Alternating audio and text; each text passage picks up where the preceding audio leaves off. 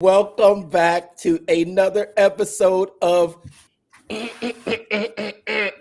Pitch Practice, practice. The the show. show. What's up, Brandon? You got all Morning, Mark. I can barely see you amongst all that black background, the black shirt, and the black hat. What's going on? Oh, it's a dark and gloomy day here in Ohio. No, that's just the outfit for the day. I know I've got the black background, but I don't think about some of these things at times, but whatever. You can still see my smiling face. Yes, yes. I'm coming to you. Oh my gosh. You you came up there a little bit and I saw this emblem on your shirt and I'm thinking, sorry about that.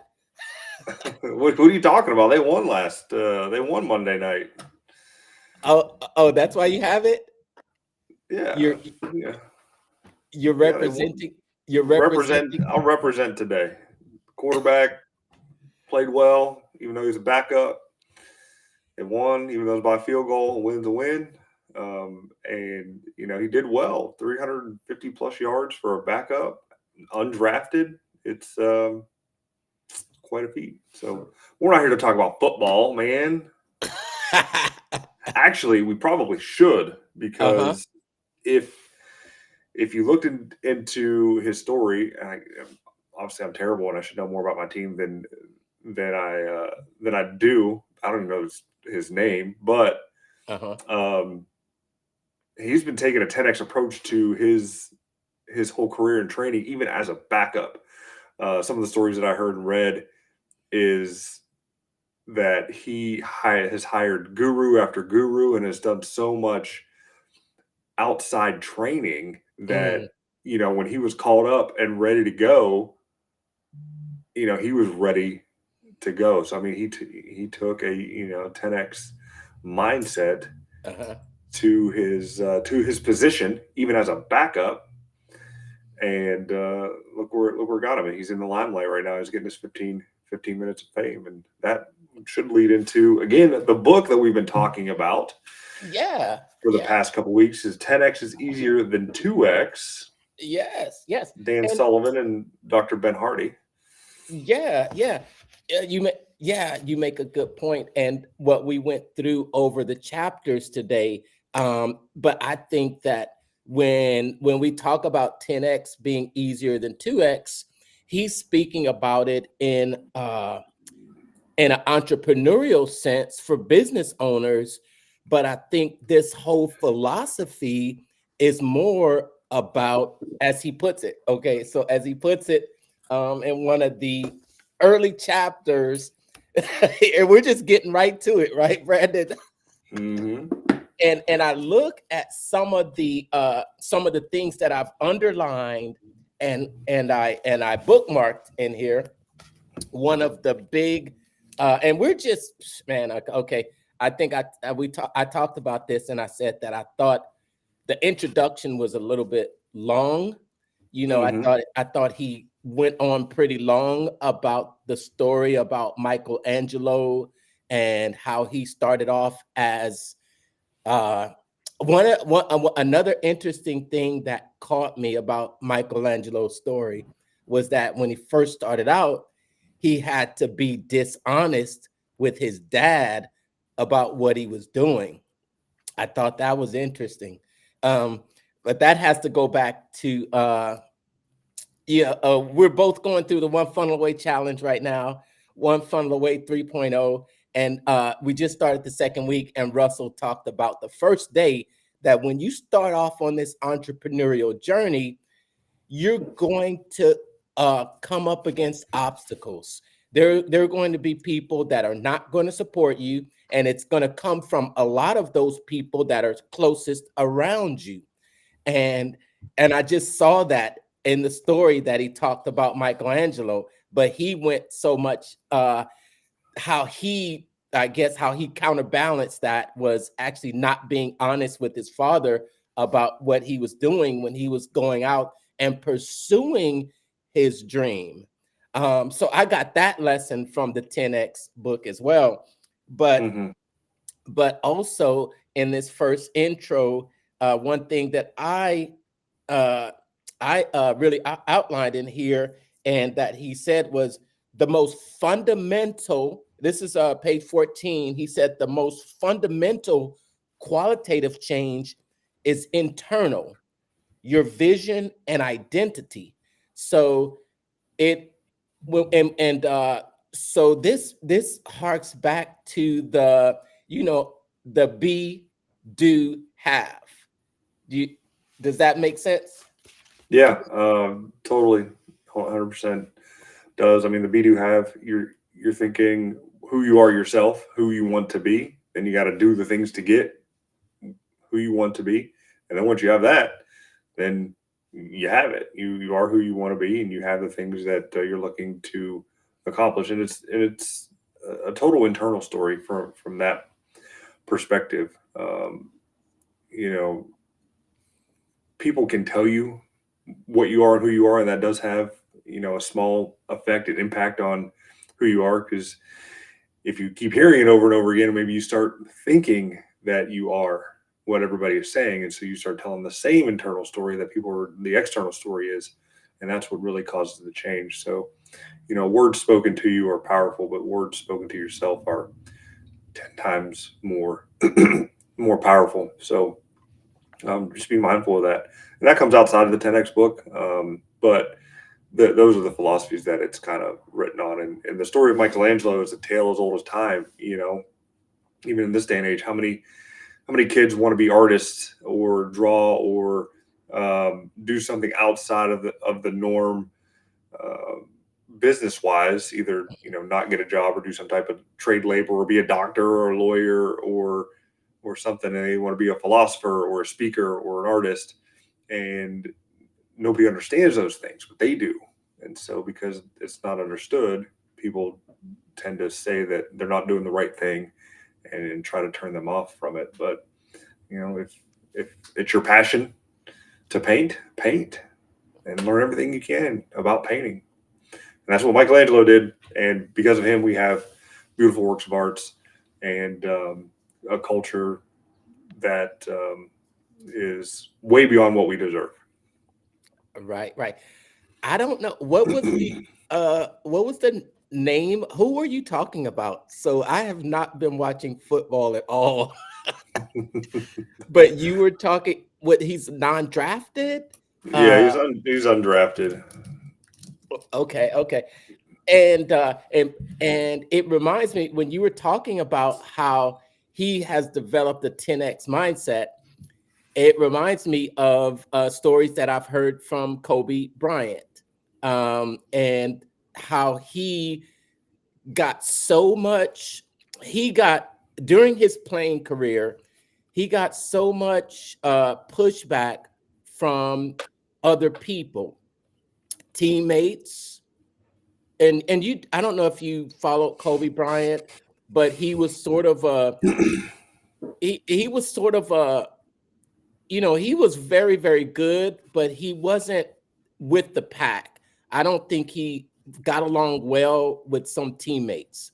And when I listened to his story, he would talk about how he had such this mentality, and he could not understand how other people didn't have the same mentality. Mm-hmm. So he would come to work. I mean, well, okay, work, practice, which is work, right? If he's not like Allen Iverson saying, practice doesn't matter, practice is part of your work. And he would come to practice and outwork everyone else there, because he treated practice as if it was the real game. And Mm-hmm. when others didn't come and have that same mentality, then that's how he had so much friction with his teammates. He was definitely on a 10x level. And he would talk about how during the off season, when everyone else was enjoying their time and taking vacations and doing all these things, he was still practicing. He was still practicing during the off season, and people would ask him, there's only so much to learn in the game of basketball. How could you still be practicing? What are you talking about? There's a limit. But what Kobe would say is that when you have the passion for the game, you find lessons in basketball and other things. So what Hmm. he did was he took karate classes, he took judo, he took tap dance, he took ballet, and these all taught him valuable skills that helped him in the game of basketball. And I'm imagining that the quarterback? Yeah, his name's Jake Browning. So, Okay. you know, he started playing in 2019, undrafted. So he's only been in the league 4 years now, but he's making a name for himself now. He's given the opportunity, the unfortunate injury to Burrow, which just goes to show, if even if you are second string, you got to practice like your first string because you never know when you're going to get called up. So it's a good lesson to learn and teach the kiddos about that who may be second string all their life until that one key moment, because it only takes one, to where all that 10x work that you put in behind the scenes becomes 100x your goals, income in life. Yeah, yeah.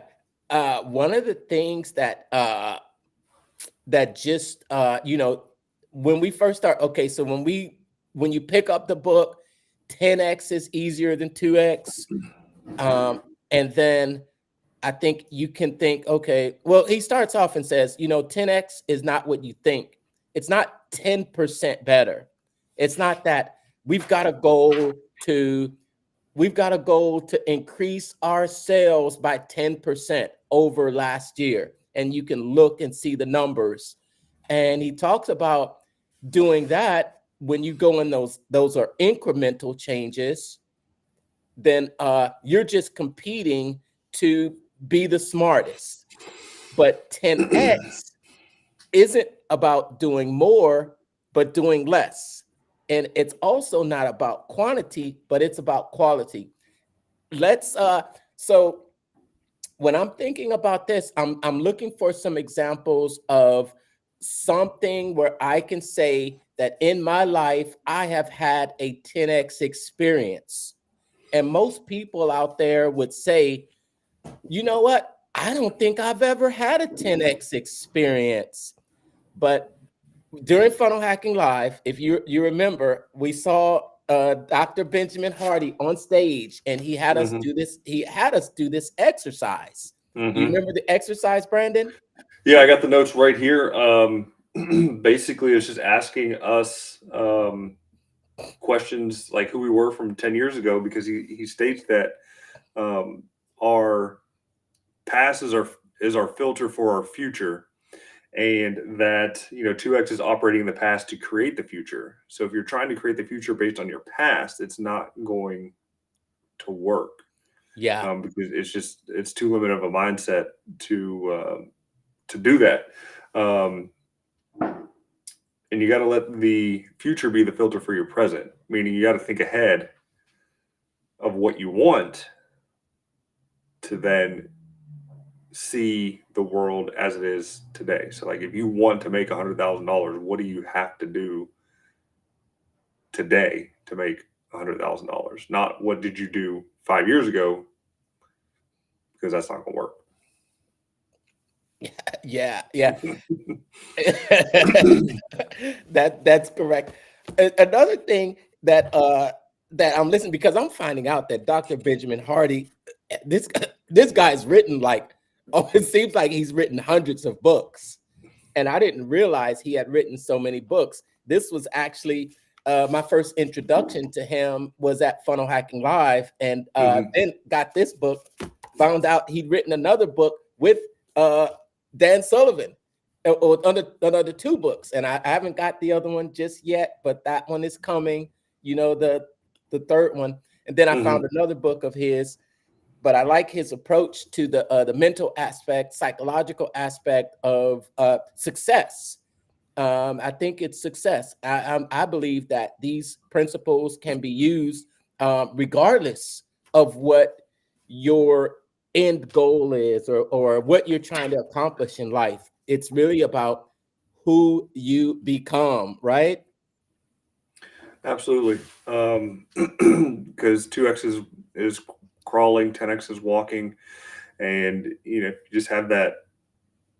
Again, it's all mindset, it's all mental deal, and we're starting to see more and more of this resurface and come back. Maybe it's just because of the circles that we're in, but um, all the problems that we currently have, or I would say I currently have, is just all mental. It's just getting out of my own mental waste and telling myself I can do the things instead of saying that it's too hard or I don't have enough money for it, or um, you know it's never going to work. Those types of things, and those are the little things that keep people from, and myself, from achieving what needs to be done and make success the duty. Throw a little Cardonism in there for you. 'Cause Success is your duty, or yeah, it's your obligation. obligation. Yep, yep. Yeah, yeah, yeah. Um, the exercise that he had us go through at Funnel Hacking Live, it really helped me to see that, you know what? I've had more 10x, I've had more 10x jumps than I might give myself credit for. That's what that exercise did. So when you think about 10x, and you might think, wow, that's going to be so much work, or I've never had a 10x jump in my life. It's it's because I think it's because this what we're not thinking, or we don't realize the changes that we've had. When he took us through that exercise and he said, okay, what growth have you had over the past 10 years? Hmm. And you thought of something. And he said, okay, let's take that, something different within the past 5 years. And then you come up with it, right? You're like, okay, I did grow in this. And then he took it down to a year. Then he took it down to, in the past month, how Hmm. much have you grown? And then in the past week, how much have you grown? And then you start to realize that, you know what? I am having these steps. I am growing exponentially, but maybe I'm just not really seeing it in my own eyes. And even in the story, remember, I stopped our listening during this chapter when he talked about Michelangelo, and it was Michelangelo, right? Yes, Yeah, Dave, because he says David, right? that's So the statue. David's the statue, Michelangelo. Okay. Because he talks about so many different painters, and I'm just not familiar. I'm thinking, okay, but he started off on his journey at the age of 17, and at he uh by the time he completed that statue of the, did he do the Sistine Chapel? Yeah, he Was it did Sistine Chapel, but it was when he completed the statue of David after all that he went through and the countless bodies he cut up and dissected and learned about. He was in his mid to late 30s. So, it took him nearly 20 years to reach the pinnacle peak of his, I would say, existence, but popularity and skill level. him? Um, and that in itself, people don't realize, understand it takes that long to become a master of any craft. It takes years, and it's painful, and people Yeah. avoid pain, and they don't want to do the work. And in this day and age where everything is so fast, and you see the people around you seemingly having the success that you want, Hmm. it puts that mental block in your mind. So you got to have the blinders on and just stick to the thing that you love and do it day in, day out. And stop looking at what you did in the past and stop looking at other people and trying to filter your future through them, because it won't work. And that's the whole premise behind 10x is 2x. And definitely looking forward to diving deeper into the book with it. the session at Funnel Hacking Live was probably the most mentally taxing at Funnel Hacking Live, because I think he was day 2, like middle of day 2, or he was already beat up from day 1, and all the after parties, and worn out and tired, and you're just sitting there, and this guy's hitting you with like this mind blowing stuff, and putting a different spin on these concepts that have been around and taught to us, just never were in the reference frame to see it and absorb it. So it's definitely good. Definitely looking forward to it. Yeah. So let's think, because you make such a great point there, because everybody feels as though that I should have it, and I should have it now. Okay. Everyone feels that I should have it and I should have it now. But that's not always necessarily the case. And even back then, 20 years, well, this is over almost 200 years ago, it took him 20 years. Now, it may not take that long today, but even in your example with that quarterback, Josh Browning. Oh, I'm sorry. My fault. Josh Browning, 4 years. So I would say that when you are pursuing your 10x goals, just remember that it takes time. You are making progress, but don't sell yourself short. Don't sell yourself short, even though you may feel as though you're not making any progress, but you are making progress. And give yourself time. Stay committed to it and keep going even when no one else around you supports you. Like Michelangelo, he had to lie to his dad because he wanted to pursue his passion, and he knew that if he probably didn't tell his dad that he was that he already got the job, that he would probably try to deter him. So so that was interesting that even back then he went through it. And we are coming to the end of today's episode. Such a great read so far. Your final thoughts on the book, Brandon? Yeah, I'd say get the audio. If you were to get the book, it goes into a little bit more than what the book can do. Because on the audio version, you actually have Ben Hardy and Dan Sullivan interviewing each other before each chapter and providing additional insights. So definitely get the physical book if you're a physical book guy, but pair it with the audio for 10x more. 10x is better than 2x. No, it's a good book. Looking forward to it. Like I said, just like you, I never heard of Dan Hardy before Funnel Hacking Live. We'll definitely have to check out his other 2 books, because I think 10x is better than 2x is the 3rd book in the trilogy. So that seems to be a reoccurring pattern when it comes to this mindset deal. It's like you don't find the first 2, you find the 3rd, and then work your way back. Yes. And before we leave, we've got this comment right here. 10x your 10x. That's it. 10x your 10x. Make it 100x. Thanks for joining in this week for our special episode. And thanks, guys. Appreciate it. We'll catch you next week. Promise. I know we missed last week, but holidays kind of get in the way, and things pop up, and sometimes we stay up later than we probably should. But that's because we're trying to do some work. It's like a kid in a candy store, and we don't even talk about what we're doing behind the scenes and what's going on. But take care, everyone, and we will see you again next week on Pitch Practice, the show. Remember, 10x your 10x. All right. All right. Take care. Bye. Later.